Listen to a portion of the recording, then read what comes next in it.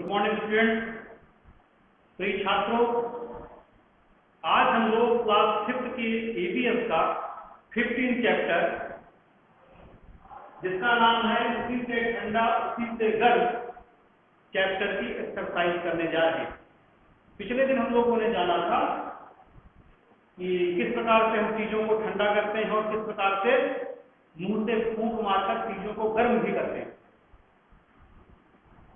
पूर्व राष्ट्रपति जाकिर हुसैन सर के द्वारा, महामहिम राष्ट्रपति जो हमारे थे, जिनके द्वारा एक लिखी हुई कहानी है जिसका नाम है उसी से ठंडा उसी से गर्म। इस पाठ में पिछले दिन हम लोगों ने जाना था किस प्रकार लकड़हारा और बालिस्ते के बीच आपस में बातचीत होती है और कुछ रोचक चीजों को वो लोग आपस में शेयर करते हैं, आपस में साझा करते हैं। तो बच्चों, इसी पाठ में हम लोग आज एक्सरसाइज करने जा रहे हैं।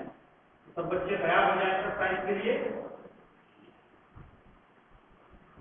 अभ्यास कार्य के लिए। आशुतोष त्रिपाठी जुड़ चुके हैं। आशुतोष, आवाज आ रही है? आशुतोष, वीडियो भी ऑन करो अपना, जरा वीडियो ऑन करें।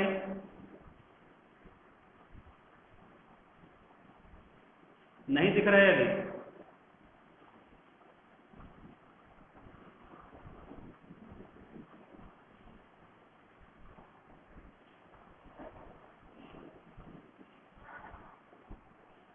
तो बच्चों चलिए हम लोग एक्सरसाइज के लिए तैयार हो जाएं। तो अपनी बुक भी आप देखते जाएंगे और साथ में कॉपी भी आप ओपन रहे। जो चीजें नोट करना जरूरी है उनको नोट भी करते जाएंगे। तो सबसे पहले आप पेज नंबर 141 141 नंबर पेज पे पहुंच जाए। 141 नंबर पेज पे देखें इसमें क्या बताया गया है, करके देखो। पेज नंबर कहां पर? 141 पेज में लिखा हुआ है करके देखो। यहां पर देख रहे होंगे नीचे जो दिया गया है, इनको प्रश्नों को देखते हैं क्या करना है आपको। तो कुछ एक्टिविटीज हैं, उनको आपको करना है। बालिस्ते ने जब यह देखा कि लकड़हारा आग सुलगाने के लिए भी और आलू ठंडा करने के लिए भी फूंक मार रहा है, तो बालिस्ते को बड़ी हैरानी हुई। क्या तुमने भी कभी सर्दी में अपने हाथों को फूंक मारी है? क्या आपने भी सर्दी में कभी अपने हाथों को फूंक मारी है? कैसा लगता? तो बता सकते हैं हाँ, हमने भी सर्दी के मौसम में अपने हाथों में फूंक मारी है।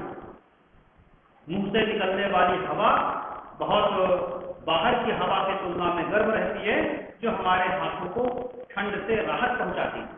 इस तरह करके इसका आप जवाब बता सकते हैं। क्या हाथों को मुंह के पास लाकर जोर से 2-3 बार फूंक मारो। अपने हाथों को मुंह के पास लाकर क्या करना है? 2-3 बार फूंक मारना है। मुंह से छोड़ी हुई फूंक की हवा आसपास की हवा के मुकाबले कैसे लगती है?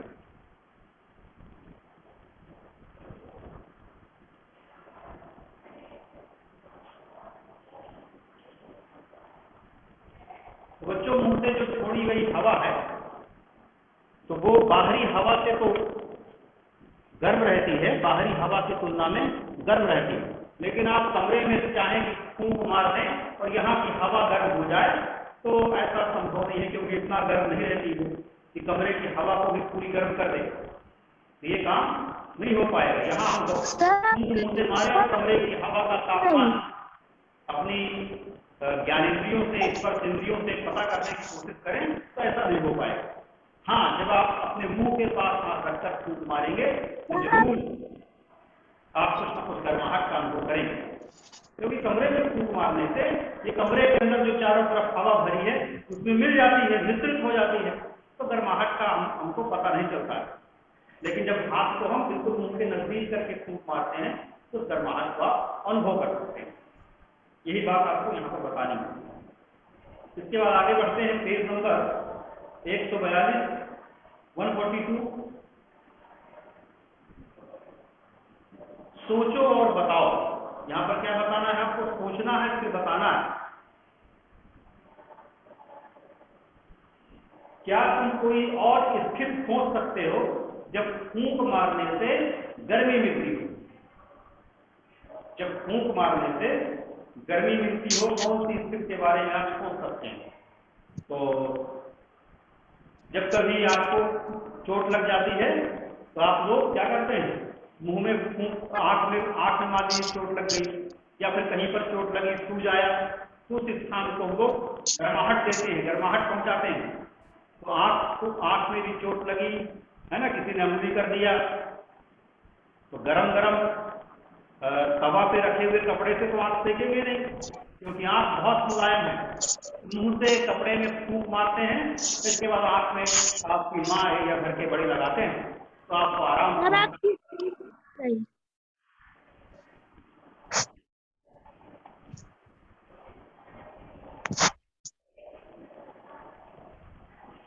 अपने रुमाल या किसी भी मुलायम कपड़े को 2-3 बार मोड़ो, उसे मुंह के पास लाकर 2-3 बार जोर से फूंक मारो।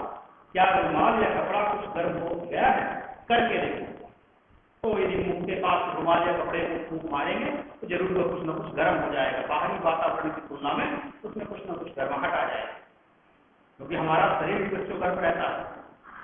जो स्वस्थ व्यक्ति है उसके शरीर का तापमान 35 डिग्री सेल्सियस रहता है। यदि पूरा शरीर ठंडा हो जाए तो व्यक्ति की मृत्यु हो जाएगी।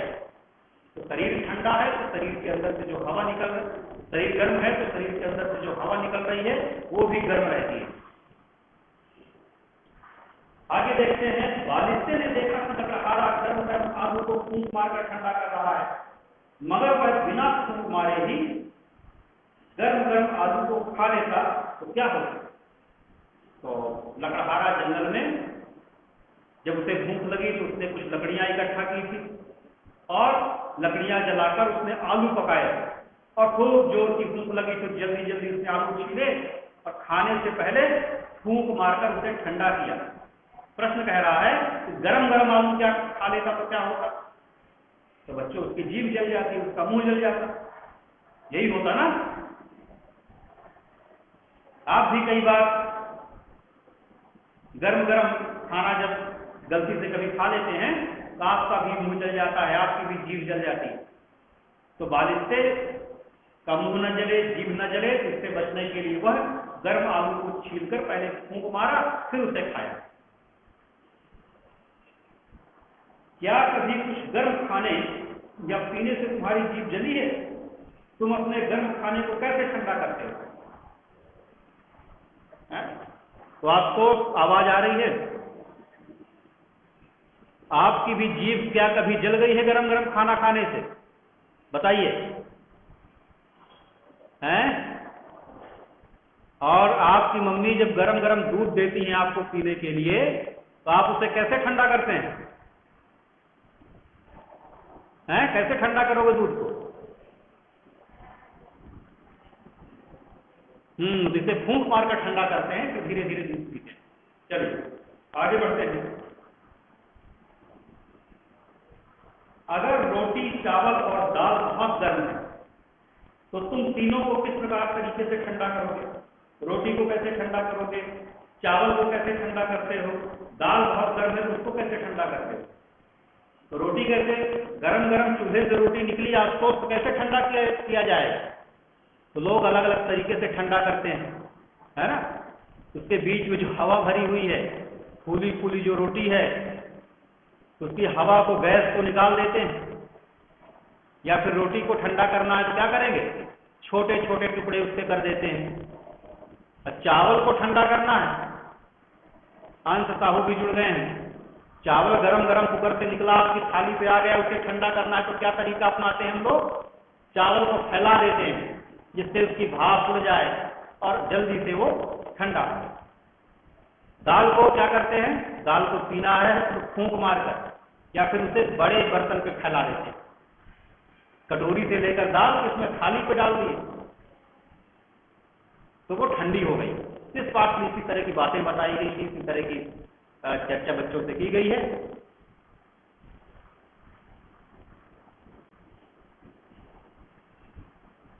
देखिए चित्र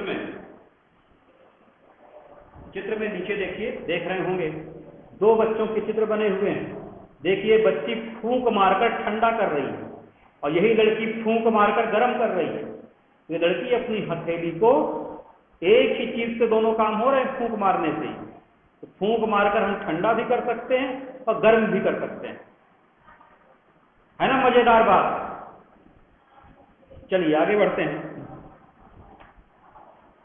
पेज नंबर 143, 143 में हम लोग पहुंच चुके हैं। 143 पेज नंबर पहुंच गए हैं हम लोग। 143 पेज नंबर पे देखेंगे इस पेज में क्या बताया जा रहा है। तुम और क्या क्या करने के लिए फूंक मारते हो? प्रश्न है, इसको अपनी कॉपी में लिखना है। किस किस काम करने के लिए, कौन कौन से काम करने के लिए आप फूंक का इस्तेमाल करते हैं? बहुत सारे काम आप बता सकते हैं। चश्मा साफ करने के लिए, है ना, दूध को ठंडा करने के लिए, आग जलाने के लिए, बर्थडे में अपने मोमबत्ती को बुझाने के लिए, गुब्बारा फुलाने के लिए और खिड़की भी चलाने के लिए, है ना। इन चीजों में आप फूंक मारते हैं। तो फूंक का इस्तेमाल यहाँ पर होता है। आगे आपकी बुक में बताया जा रहा है, कागज से सीटी बनाओ। सब बच्चों को सीटी बनाना है। सब बच्चों के पास किस किस तरीके से सीटी बनाते हैं बच्चे? अगली क्लास में देखूंगा सीटी लेकर बैठना है और जब कहा जाए तभी बजाना है। तो पीपल के पत्ते से ही बना सकते हैं और पन्नी से, कागज से, और भी बहुत सारे तरीके बच्चों को मालूम है सीटी बनाने के। और फूंक मारकर सीटी बजा के सुनाएंगे मुझे। अब मैं अगली क्लास में देखूंगा आपको किस प्रकार से सीटी बनाया है, तब फूंक मार के कैसे बजाता है। और शंख रखा हो तो शंख भी आपको बजा सकता है। रखा है शंख आपके घर में? चलिए आगे बढ़ते हैं।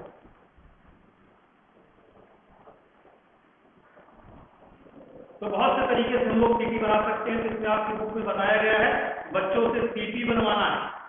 तो बच्चे अलग अलग वस्तुओं से, अलग अलग सामग्री से सीटी बनाएंगे। आगे बढ़ते देखिए, पेज नंबर 144, 144 में हम लोग पहुंच चुके हैं। पेज नंबर 144 बच्चे देखेंगे। देखते इस पे क्या चर्चा की गई। लिखो, यहां पर बना हुआ है पेन और पेंसिल, इसको जरूर कॉपी पे लिखना है। क्या लिखना है? क्या तुम ऐसी चीजों के नाम बता सकते हो जिन्हें फूंक मारने से अच्छी आवाज निकलती?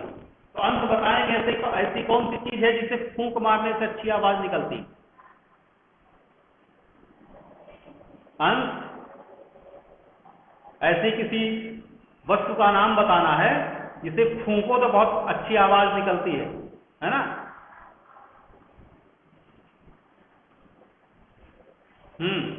बहुत सारी ऐसी वस्तुएं हैं, बहुत सारी ऐसी चीजें हैं जिनमें फूंक मारने से बहुत सुंदर आवाज निकलती है। जैसे बांसुरी आपकी हो गई, शहनाई हो गई, और क्या है, शंख भी हो गया फूंक मारने से। और कौन सा वाद्य यंत्र है?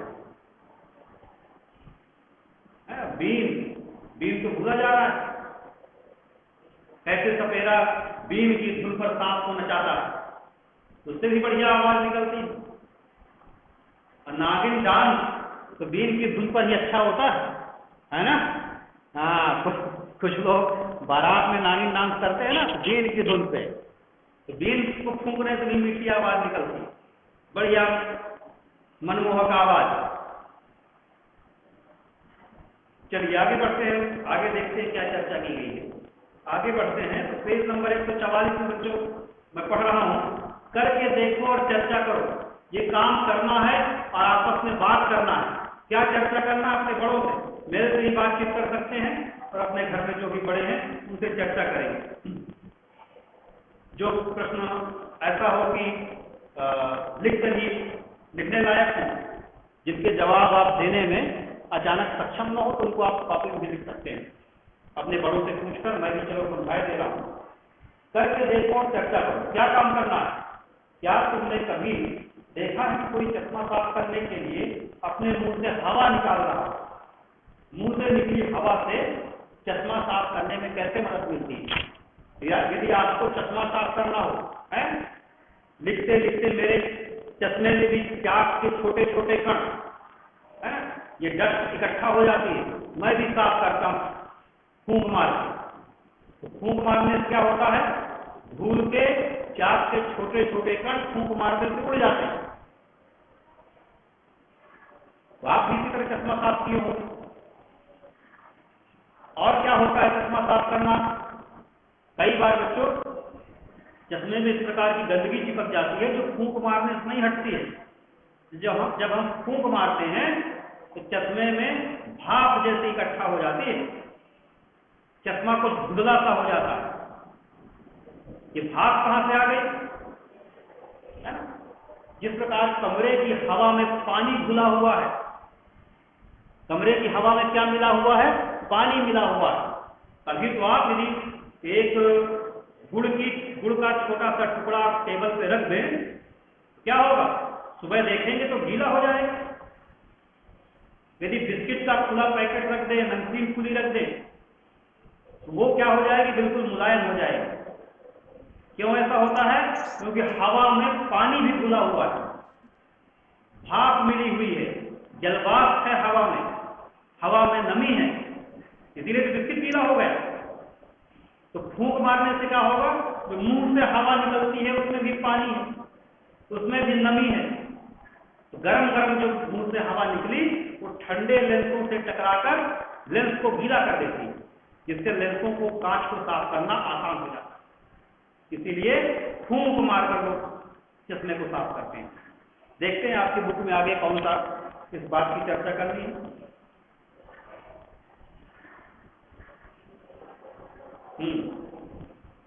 एक स्टील का ग्लास आप लेंगे, क्या करेंगे, स्टील का ग्लास आपको लेना है, ग्लास को मुंह के पास लाके फूंक मारना, तो आप देखेंगे कि ग्लास धुंधला सा हो गया। ऐसा क्यों होता है, मुंह से निकली हुई हवा, जब ग्लास से गरम गरम हवा जब ग्लास से टकराती है, अब ग्लास कैसी है, मुंह से निकली हवा की तुलना में ठंडी है, तो क्या है, वो जो पानी के कण हैं वो सम्मिलित हो जाते हैं, ग्लास को धुंधला कर देते हैं। अगली कक्षाओं में आप जानेंगे कि बादल कैसे बनते हैं, पानी कैसे वाष्पित होता है, इस भाप से फिर कैसे पानी बनता है। कई बार आप लोगों के घर में जब पानी, ठंड के मौसम में पानी गर्म किया जाता है, पानी को उबलने के लिए रख दिया जाता है, और उड़ती हुई भाप को आप हाथ से जब रोकते हैं तो हाथ आपके गीले हो जाते हैं। इसी प्रकार बच्चों बादल भी बनते हैं, इसी भाप से तो बादल बनते हैं।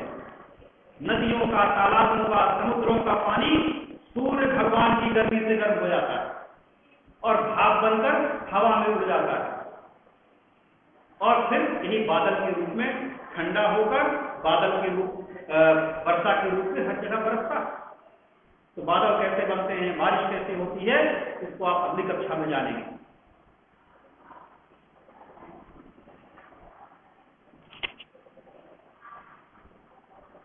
आपने कई बार शीशे को भी धुंधला किया होगा, जिस शीशे को देखकर संधि करते हो, जिसे स्कूल आने से पहले तैयार होकर शीशे के सामने सब बच्चे खड़े होते हैं, और कई बार ऐसा भी कर देते हैं कि शीशे पे ही फूंक मार दिए और वो हो गया धुंधला। इसका कारण यही है कि मुंह से जो हवा निकलती है उसमें पानी घुला हुआ है, उसमें जलवाष्प है, जिसके कारण से शीशा धुंधला हो रहा है।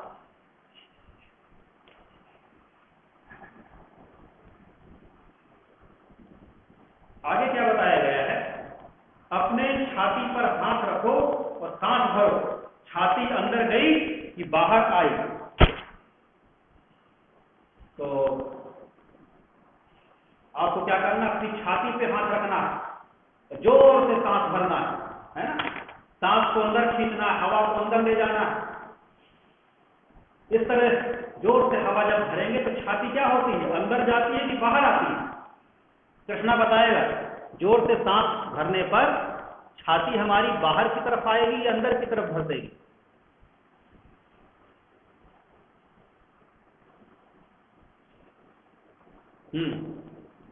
तो जब हम गहरी सांस लेते हैं, जोर से सांस भरेंगे, छाती हमारी फूलती है, बाहर की तरफ आती है। जब सांस बाहर छोड़ते हैं तो छाती अंदर की तरफ धंसती है। तो बच्चों, हम सबको जिंदा रहने के लिए, जीवित रहने के लिए सांस लेना बहुत जरूरी है। और सब जीवित प्राणी, चाहे कुत्ता, बिल्ली, घोड़ा, हाथी, मनुष्य, पेड़ पौधे, जो भी जीवित है, वो श्वसन क्रिया करते हैं, सांस लेते हैं। तो हम लोग भी सांस लेते हैं, हम लोग भी जीवित हैं। जब सांस लेने की क्रिया में दो काम होते हैं, एक तो हवा अंदर लेते हैं और दूसरा काम हुआ हवा को बाहर छोड़ना। जब सांस अंदर लेते हैं तो हमारे जो फेफड़े हैं, जो गुब्बारे की तरह हैं, वो फूल जाते हैं और उसी फूलने के कारण हमारी छाती बाहर की तरफ आती है। जब इन गुब्बारों से हवा बाहर फेंक दिए, गुब्बारे सिकुड़ गए तो छाती भी सिकुड़ गई। तो यही पूछ रहा है आपके प्रश्न में। और नाप लेने के लिए भी कह रहा है।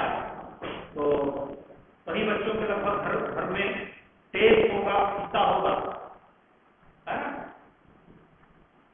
सिलाई मशीन में रहता ना फीता, टेप, बालों में बांधने वाला फीता नहीं, नापने वाला फीता, है ना, जिससे टेलर नापता है।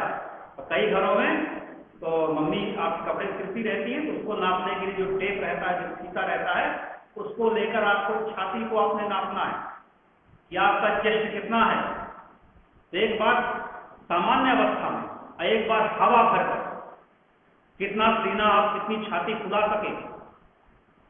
और जब आप बड़े हो जाएंगे, पुलिस की भर्ती में जाएंगे, सेना की भर्ती में जाएंगे, तो वहां भी आपसे सीना फुलवाया जाएगा कि कितनी हवा भर सकते हैं आप।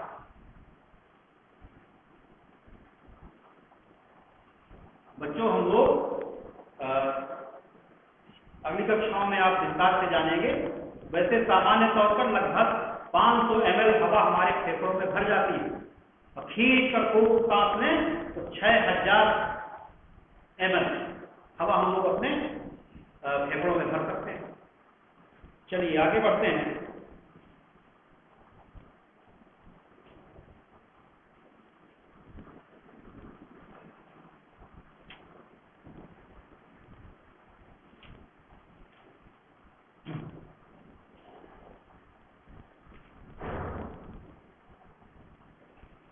अपने अंदर धड़कती घड़ी, तो आपके अंदर एक घड़ी जैसे भी धक धक की, टिक टिक की आवाज आती रहती है। यह आवाज किसकी है? आपके हृदय की है। हमारे छाती में बाएं हाथ की तरफ मुट्ठी के, हाथ की मुट्ठी के समान एक अंग है जिसको हम लोग हृदय बोलते हैं। हृदय जब तक व्यक्ति जिंदा है तब तक हमेशा धड़कता रहता है, चाहे वह सोता हो, चाहे जागता हो, चाहे खेलता हो, और इससे धक धक की आवाज आती है। इस आवाज को आप भी सुन सकते हैं। जब आप बीमार होते हैं, डॉक्टर के पास पहुंचते हैं, तो डॉक्टर आला लगाकर, स्टेथोस्कोप लगाकर आपकी छाती की धड़कन सुनता है और घड़ी से काउंट करता है कितनी बार हृदय धड़क रहा है। तो बीमार जो व्यक्ति है उसके हृदय की धड़कन कम हो सकती है या ज्यादा हो सकती है। जो स्वस्थ व्यक्ति है उसका हृदय 1 मिनट में 72 बार करीब धड़कता है। थोड़ा बहुत ऊपर नीचे हो तो कोई दिक्कत नहीं है। तो आप भी, आपका हृदय 1 मिनट में कितनी बार धड़कता है इसको आप भी जान सकते हैं।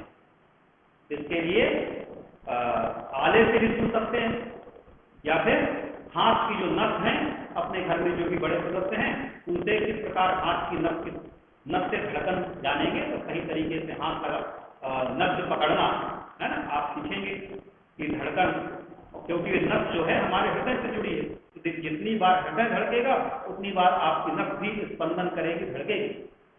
तो सामने घड़ी रख लेंगे और 1 मिनट में कितनी धड़कन आपकी हुई इसको आप अपनी कॉपी में नोट करेंगे और अपने भाई बहनों की भी धड़कन को काउंट करेंगे। ये काम भी होमवर्क में है, इसे करेंगे। और पहुंच जाइए आगे पेज नंबर 146 में। सांस बताए हवा का बहाव। देखिए एक मजेदार खेल यहाँ पर है। आपको सांप बनाना है, ये असली का सांप नहीं, नकली का सांप है, कागज से बनाना है। तो थोड़ा सा मोटा कागज आप लेंगे और इसको जैसा कि बुक में आपको बताया गया है, इसको गोल गोल काट लेना है और एक सिरे पर छोटा सा पत्थर बांध के लटका देना है, दूसरे सिरे को कहीं पर खिली गाड़कर बीचों बीच आपको लटकाना है, या हाथ से पकड़ सकते हैं और नीचे आपको मोमबत्ती भी रख सकते हैं, या फिर जहां पर हवा कमरे में चल रही है तो हवा की दिशा आपको बताएगा। तो ये भी एक मजेदार खेल है, इसको भी करके देखेंगे। तो आज की क्लास में बच्चों इतना ही। कुछ प्रश्न समझने के लिए हैं, हर प्रश्न का जवाब हर बच्चे से बनना चाहिए, तो कुछ प्रश्न समझने के लिए हैं, बच्चे समझ गए होंगे, और भी प्रश्नों को अपने घर में बड़े सदस्यों के साथ चर्चा करेंगे, और साथ में कुछ प्रश्न कॉपी में लिखने के लिए भी, तो कुछ मौखिक भी हैं और कुछ लिखने के लिए, कुछ एक्टिविटीज जो करने के लिए उसको भी आपको करना है। ये सब काम सब बच्चे करेंगे। तो आज की क्लास में बस इतना ही। अगले हम लोग अगला पाठ पढ़ेंगे। Thank you. जिन बच्चों को कोई परेशानी है तो फोन पे भी बात कर सकते हैं, पूछ सकते हैं क्या कैसे करना है।